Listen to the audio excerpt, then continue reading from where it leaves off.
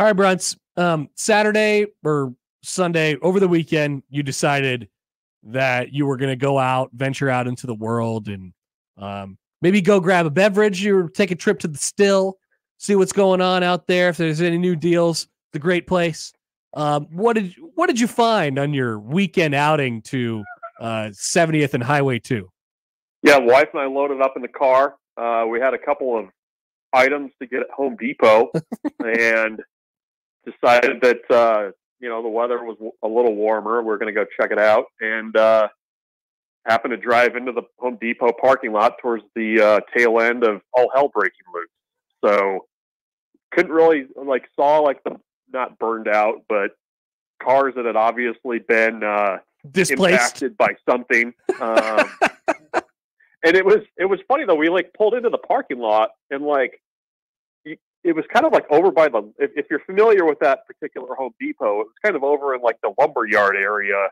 You couldn't really see what was going on. And I was I'm looking around. I'm what's this truck is just parked in the middle of the parking lot, and it looks like it got in an accident. What's going on here? And then come to find out, the guy was playing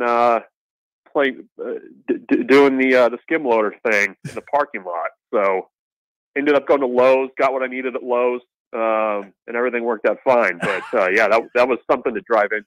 That's the best part of it. You're just let's turn the other way. I'm going to go to Lowe's instead. It's a Lowe's day today. It was a 30-second conversation. Are they open? Can we go in there? I need to fix this door, and I've got to get some hardware for this door. So I went to Lowe's. That was fine. You seem to have these encounters. Well, you'll just happen upon something. I don't have another example just off the top of my head, but it feels like you've just happened upon some things in your time out and about in the city. Or, I mean, you're always with the foxes in the neighborhood too. There's stuff with that. I just like the idea that you're like the Lincoln Forrest Gump, and you're kind of just around whatever happens.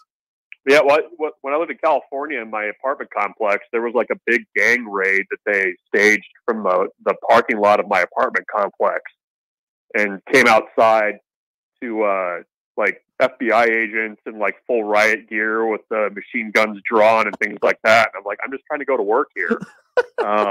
So yeah, I guess I'm I'm Lincoln's Forrest Gump, I guess. So just all around. And then, but your reaction to it every time, it's like how Larry David would react. It's I'm just, this is more of a nuisance to me than you're not really interested in what's going on. You're just how do I get around this and make this not a part of my day? Yeah. I mean, I could have pulled my phone out and recorded what was going on, but I just needed to fix that damn door. So that's where we went. All right, Bruntz. Good stuff. We look forward to any other encounters you may have, but stay safe out there. Crime Town could be a very treacherous place in this time of the year.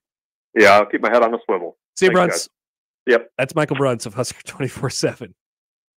Lincoln's Forrest Gump. I told him that this morning. I was like, you're kind of just around these things. But his reaction to it is the best. It's classic Michael Bruntz. He just goes, going to Lowe's. Turning around. This is the biggest thing that's happened in Lincoln in years. The skid loader guy. I mean, Dylon.